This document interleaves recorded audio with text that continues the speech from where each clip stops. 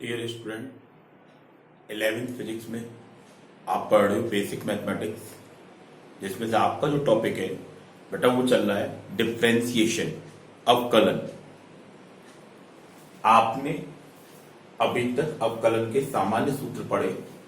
आपने ये पढ़ा बेटा कि d/dx यदि अवकलन में दो पद जोड़ या घटाने में हो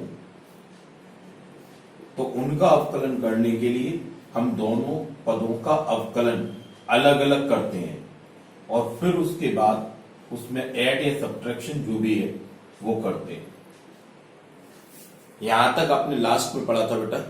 अब इससे आगे यदि दो फंक्शन आपके मल्टीप्लाई में हो, d/dx fx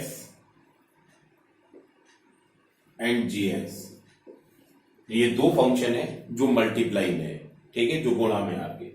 अब इनका अवकलन करना है। इनका अवकलन करने के लिए हम क्या करते हैं बेटा, हम इन दोनों में से किसी भी एक को फर्स्ट और दूसरे को सेकंड मान लेते हैं। आप किसी को भी एक को फर्स्ट और दूसरे को सेकंड मान सकते हो। सपोज मैंने इसे फर्स्ट माना और इसे सेकंड माना, तो यहां पर क्या होता है, फर्स्ट को रखकर, ये फर्स्ट आपने ऐसे ही रख दिया, आप सेकंड का डिफरेंशिएशन करोगे प्लस सेकंड को रखोगे और फर्स्ट का डिफरेंशिएशन करोगे। आपने लास्ट वाले वीडियो में ये देखा था ऐड और सब्ट्रैक्शन, ठीक है। अगर डिफरेंशिएशन में दो पद ऐड और सब्ट्रैक्शन में हो, दो या दो से ज्यादा हो, तो भी कोई दिक्कत नहीं है। हम क्या करते हैं कि हम उन सबका अलग अलग डिफरेंशिएशन करते हैं, फिर उससे ऐड या सब्ट्रैक्ट जो भी करना है, जोड़ना या घटाना है, वो करते हैं। लेकिन गुणा में क्या होता है, अगर दो पद गुणा में हैं तो हम उनमें से किसी एक पद को, यदि अवकलन में बेटा दो पद गुणा में हैं तो हम उनमें से किसी एक को फर्स्ट और दूसरे को सेकंड मानते हैं। हम सबसे पहले फर्स्ट को रखकर सेकंड का अवकलन करते हैं, सेकंड फिर प्लस सेकंड को रखकर फर्स्ट का अवकलन करते हैं। आप किसी भी एक को फर्स्ट और किसी भी को सेकंड मान सकते हैं। इसका एक एग्जाम्पल देखिए बेटा आप, जैसे d/dx e⁻x into x²,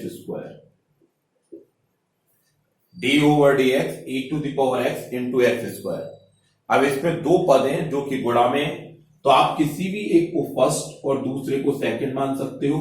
मैंने इसे फर्स्ट इसे सेकंड मान लिया, तो इसका डिफरेंशिएशन क्या होगा, e⁻x d/dx x² plus x² d/dx e⁻x। ये होगा इसका अवकलन। करें इसका।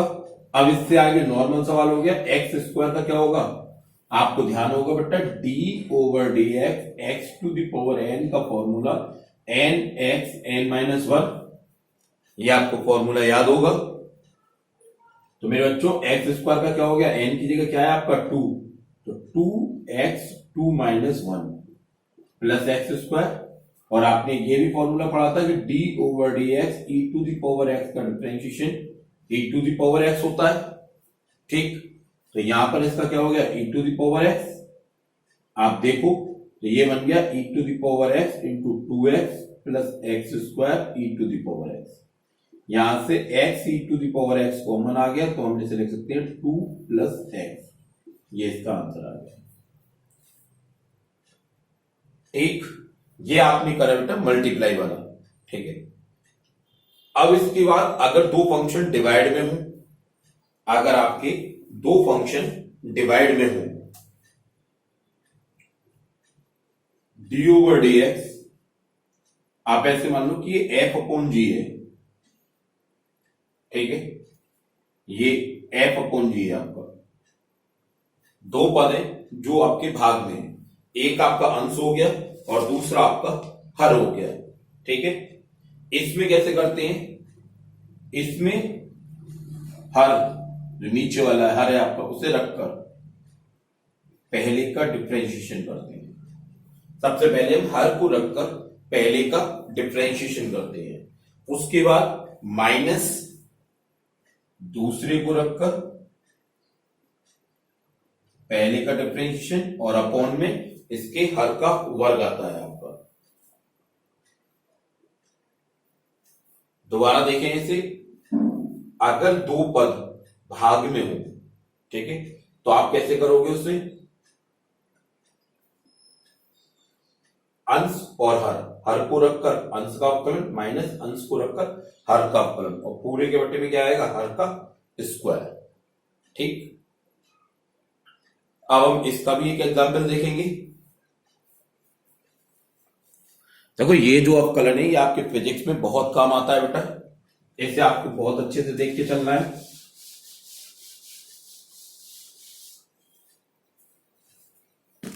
इसे आपको बहुत अच्छे से देख के चलना है।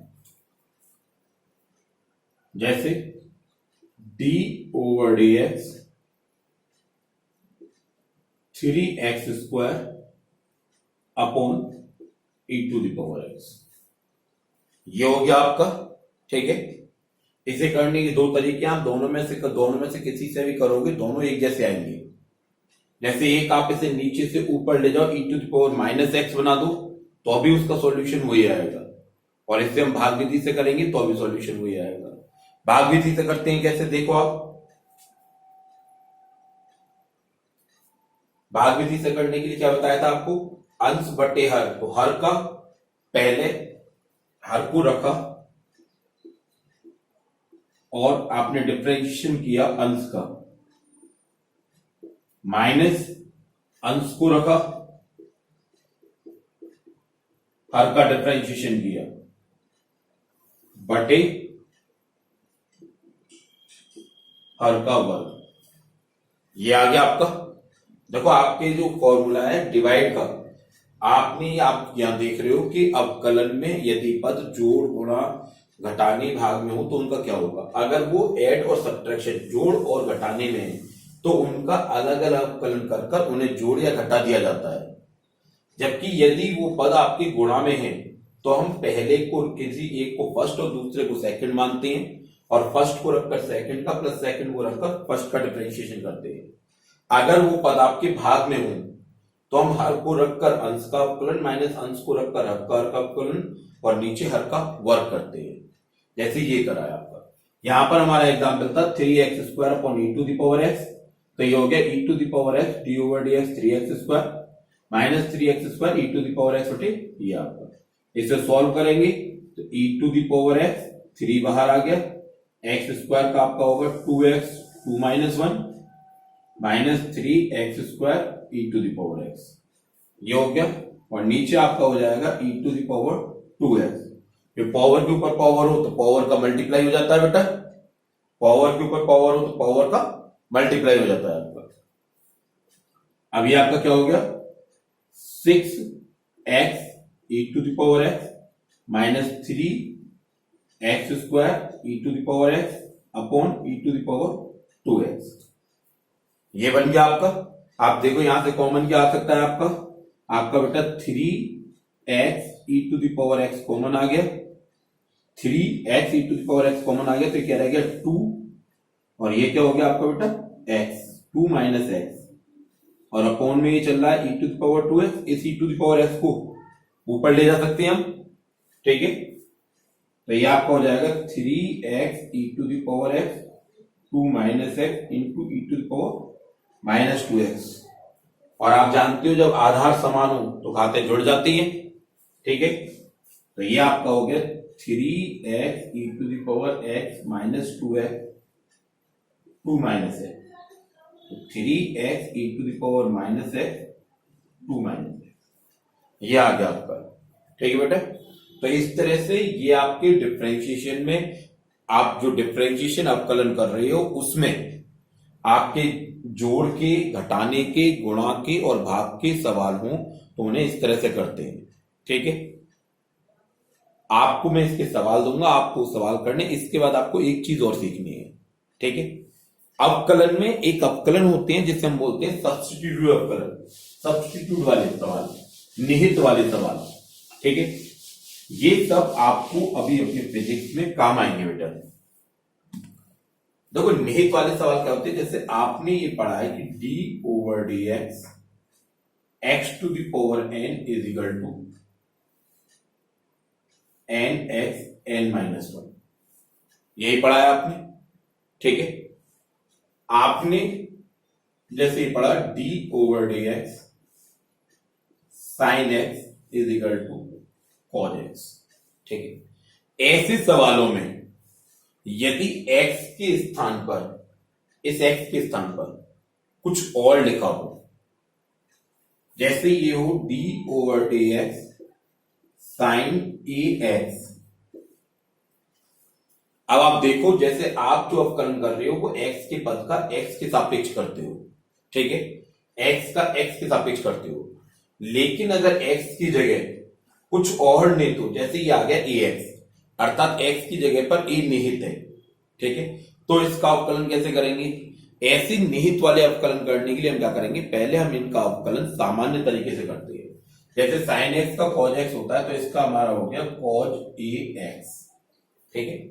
इसके बाद हम गुणा करते हैं ये जो आपका निहित है उसके अवकलन का, डी ओवर डी एक्स ए एक्स। तो ये आपका क्या बन गया बेटा, कॉज ए एक्स इंटू ए बाहर आ गया, ए आपका बाहर आ गया, D over D x x, x के एक्स के सापेक्ष वन, तो ये बन गया ए कॉज ए एक्स। इस तरह से हम निहित वाले पदों का अवकलन करते हैं, इस तरह से हम निहित वाले पदों का अवकलन करते हैं। जैसे d ओवर डी एक्स आपने पढ़ा है e to the power x का e to the power x होता है, ठीक है। अगर यहां पर ये इस तरह से होता कि d over D x e to the power 5x, अगर ये इस तरह से होता कि d over D x e to the power 5x, तो इसका e to the power x वाले से अवकलन 5x हो जाता। लेकिन ये जो निहित है उसका आप दोबारा करते, जब आप दोबारा करते तो ये आपका इस तरह से आता, और ये 1, तो ये आता आपका answer 5 e to the power 5x, ठीक। आप जो पढ़ रहे हो बेटा ये अवकलन है, ये आपको फिजिक्स में बहुत काम आता है, फिजिक्स में जगह जगह इसका उपयोग होगा। हमने अवकलन का बेसिक फॉर्मूले, जो बेसिक फॉर्मूले उन्हें पढ़ा है, ठीक है। अब मैं आपको एक दो एग्जाम्पल बताता हूं जिससे आपको ये पता चलेगा कि ये अवकलन आपके यहां फिजिक्स में कहां लगता है और कैसे काम आता है, ठीक है। मैं बेटा आपको एक दो एग्जाम्पल बता रहा हूं जिससे आपको ये समझ में आएगा कि जो अवकलन है फिजिक्स में वो कैसे काम आता है और कहां लगता है। अगर हम डिस्प्लेसमेंट का अवकलन टाइम के सापेक्ष करें, D over D S D T, तो ये आपका वेलोसिटी को रिप्रेजेंट करता है। विस्थापन का समय के सापेक्ष अवकलन वेग को व्यक्त करता है। वेग का समय के सापेक्ष अवकलन त्वरण को व्यक्त करता है। ये इसके कुछ एग्जाम्पल है। जैसे मान लो आपको कोई सवाल दे दिया कि किसी कण का विस्थापन समय पर निम्न समीकरण से निर्भर करता है। आपको कोई सवाल दे दिया कि किसी कण का विस्थापन, किसी पिंड का विस्थापन s समय पर निम्न समीकरण के अनुसार निर्भर करता है। चलो मैं पूरा सवाल लिख देता हूं एक बार आपके लिए बेटा।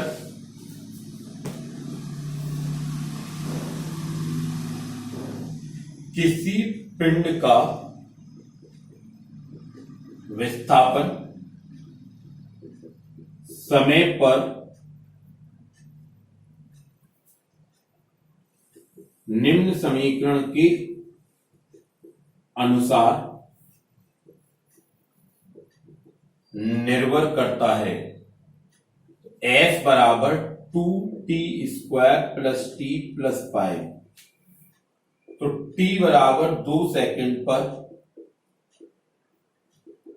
इसका वेग व त्वरण ज्ञात करो। जैसे ये एक सवाल है बेटा कि किसी पिंड का विस्थापन समय पर निम्न समीकरण के अनुसार निर्भर करता है, आप t बराबर 2 सेकंड पर इसका वेग और त्वरण ज्ञात करो, ठीक है। तो आप इन सूत्रों का उपयोग करोगे, v बराबर ds ओवर dt, तो v बराबर d ओवर dt, s का मान आपका ये रहा 2t square plus t plus 5। अब इसका आप अवकलन करोगे जब आप इसका अवकलन करोगे तो जोड़ वाले आप क्या करोगे, सबको बेटा अलग अलग लिखोगे। 2t² plus D over D T T plus D over D T 5, ठीक है। यहां पर ये 2 बाहर आ गया, D over D T T square, T का टी के सापेक्ष 1, कांस्टेंट का 0, तो v बराबर 2 और ये हो गया 2t 2 माइनस 1, ठीक। तो ये आएगा आपका v बराबर 4t, ठीक है। अब v बराबर 4t आ गया, आपको a चाहिए तो a का फॉर्मूला क्या था, dv ओवर dt। v की वैल्यू आपने लगाई, ये जो v की वैल्यू आई है ये लगा देंगे बेटा, 4 बाहर आ गया, d over D T T, a equal to आ गया 4, ठीक है। अगर आपको देखिए मात्रक नहीं दिया है, ठीक है, तो आप इसके आगे केवल लिख दोगे मात्रक हिंदी में। और अगर आपको मालूम मात्रक दे दिया है कि ये दूरी आपकी मीटर में, यहां मैं कह दूं 80 सेकंड में है, तो फिर आप इसका मात्रक अपने पास से लगाओगे कि मीटर पर सेकंड स्क्वायर, ठीक है। लेकिन आपसे क्या पूछा है, टी बराबर 2 सेकंड में पूछा है, तो टी बराबर 2 सेकंड पर v बराबर 4t, 4 इंटू 2, तो v बराबर हो गया 8 मीटर पर सेकंड, और a आपका 4 रहा। क्यों a4 क्यों रहा, क्योंकि a t पर निर्भर नहीं करता, अर्थात ये जो सवाल है इसमें जो त्वरण है वो आपका नियत है। दोबारा सुनो, आपने अभी जो पढ़ा है बेटा वो अवकलन पढ़ा है, आपने अभी जो पढ़ा है वो अवकलन पढ़ा है, डिफरेंशिएशन पढ़ा है। अब मैं आपको ये बता रहा हूं कि डिफरेंशिएशन का यूज कैसे है हमारे फिजिक्स में। जैसे मैंने डिफरेंशिएशन की यूज में आपको 2 बताए कि अगर हम डिस्प्लेसमेंट का टाइम की रेस्पेक्ट में डिफरेंशिएशन करें तो वो वेलोसिटी आता है, वेलोसिटी का टाइम की रेस्पेक्ट में डिफरेंशिएशन करें तो वो एक्सेलरेशन आता है, ठीक है। अब हमने एक सवाल लिया कि किसी पिंड का विस्थापन समय पर निम्न समीकरण के अनुसार निर्भर करता है, s बराबर 2t² plus t plus 5 metre, ठीक है। t बराबर 2 सेकंड पर आपको इसका वेग और त्वरण ज्ञात करना था, जबकि आपका t सेकंड में, ठीक है। तो आप जानते हो v बराबर ds ओवर dt, आपने ये जो s है इस विस्थापन का ये जो मान है वो लगाया, आपने इसका अवकलन किया तो इससे आपको वेग मिल गया। अब वेग आप जानते हो a बराबर dv ओवर dt, आपने वेग का ये सूत्र लगाया, आप जब इसका अवकलन करा तो आपको ये त्वरण मिल गया। अब आपको t बराबर 2 सेकंड पर निकालना था, तो आपने v के मान में t का मान लगा दिया, लेकिन a के मान में t का मान आप लगाते तो a में t है ही नहीं, अर्थात a जो है वो नियत है। तो इस तरह से जो सवाल हैं वो इस अवकलन के द्वारा होते हैं, ठीक है। आपको बेटा क्या करना है, आप अपनी फेयर कॉपी बना रहे हो, आपको ये अवकलन के जो बेसिक फॉर्मूले हैं, जो अवकलन के बेसिक फॉर्मूले हैं, इन्हें अपनी उस कॉपी पर नोट करना है। मैं आपको पीडीएफ भी भेज रहा हूं संग में इसके, ठीक है। इन सवालों को करना है और सवालों करके देखना है, फिर हम इससे आगे और करेंगे। ओके बेटा।